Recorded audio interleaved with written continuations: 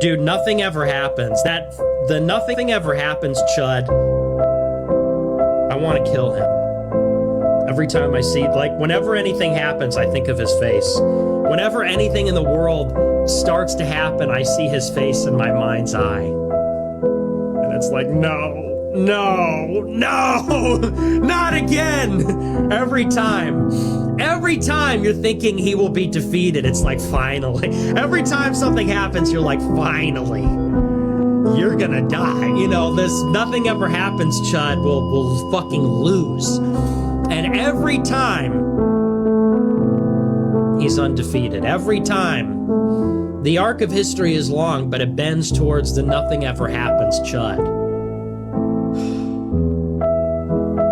You think maybe it'll happen just this once.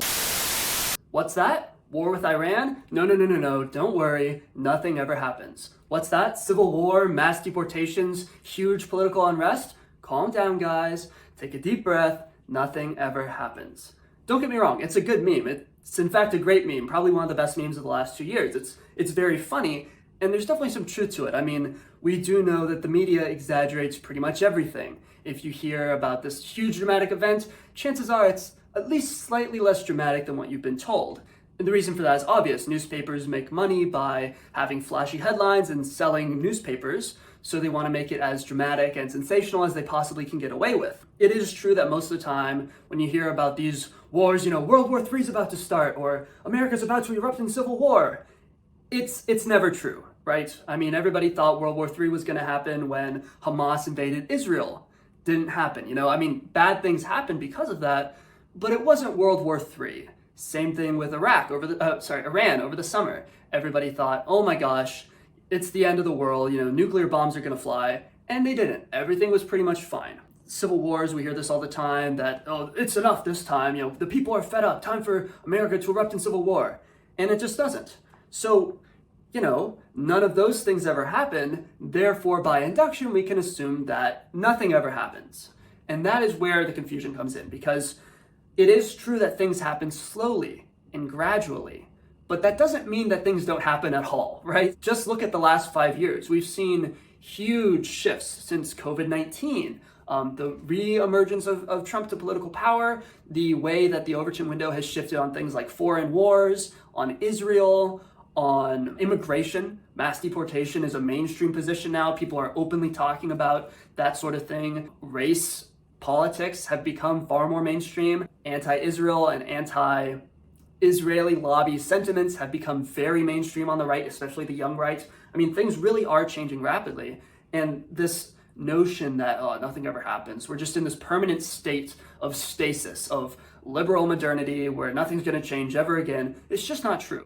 Thinking even farther back than 2020, go back to 2016, go back to 2008. Look at what Republicans were talking about back then. Look at how George W. Bush conducted himself. Look at what the mainstream Republican position was on things like tariffs and war in the Middle East and democracy. As much as it is a good meme, as much as I enjoy the nothing ever happens, and I will still repost those memes, I will still even say that sometimes, because again, there is a lot of truth to it. And I'm not going to devolve into this, civil war, war with Iran, World War III. I'm not going to devolve into any of that. But don't let it demoralize you. Don't fall into this trap of thinking that everything's just going to be the same forever and everything's blown out of proportion and there's no real victories or losses and there's nothing we can do. That's just not true. We can do things. We're still living in history. We can still affect the levers of power and shift the fate of the world, the fate of nations. We still have that ability. It's really coming down to this end of history notion, right? Francis Fukuyama, the 90s was the last time anything ever happened. The Berlin Wall fell, and at that moment, history was over. Everything's just going to be liberal democracy from here on out. And yes, there will be conflicts, but overall, it's reached its stasis. That's how people think. We've all internalized that. I certainly have. And I bet you can see it in yourself too, this idea that liberal modernity, capitalism in this sense of regulated capitalism with a moderate welfare state and, moderate regulations to protect workers and a minimum wage, all this normal stuff, what we consider normal policy, that's just going to last forever. No, I don't think so. Things could change overnight. We could completely shift the fate of the world if we get in power, and we need to. You know, we used to have this great sense of optimism. If you look back at the 1950s, they saw the future as a realm of endless possibility. Spaceships, colonies on Mars, robots, and we can get there. Have the courage to think in this 1950s futurism mindset where things could change radically, and that's a good thing. We are not stuck or trapped in the normal modern world. We can progress beyond modernity. I would argue we already have. I mean, just think about your parents' or grandparents' lifetime and how much things have changed since the normal period, right? The post-war, the 1950s and 60s. You've had all these radical changes. You had Nixon, you had the Vietnam War, you had hippies, you had the sexual revolution, you had rises in divorce, complete change in the religious and demographic nature of the country. Things can change. Things will change. Things are changing. It's like the story of the fish in the water swimming up the stream and they don't know what water is because it's all around them.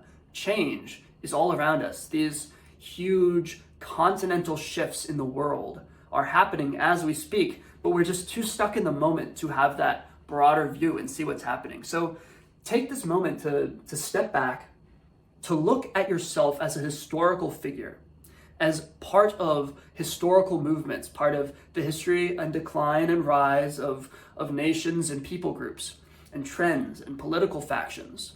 And you'll see that things are in fact changing, and I think there's a great deal of reason for optimism. Reject Francis Fukuyama.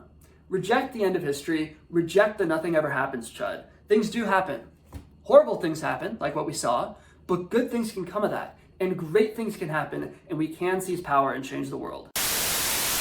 These are exciting times. The channel is growing. People are waking up. The masses are becoming Arthur Greenwood pilled. But we still have a long way to go. My last channel was demonetized, and they might do the exact same thing to this one. So if you like what I do and you want to help me out, if you want to help my channel grow, there are 4 things you can do. 1. Leave a comment. Just say anything, literally anything, and that will be a huge help for the algorithm. 2. Send the video to a friend. I know you have some normie friend who needs to hear this. 4, most importantly, consider joining my Patreon. You'll get access to the Arthur Greenwood archive where you can watch my really controversial videos that I can't put on YouTube, including my really old videos from when I was like a democratic Voshite socialist. There's even the hour-long debate I had about anarcho-capitalism. You'll also get to join our members-only Discord server where you can talk with me and the boys about life and politics and history. It's a great time. We have weekly phone calls, and I have genuinely become really good friends with some of the guys in the server.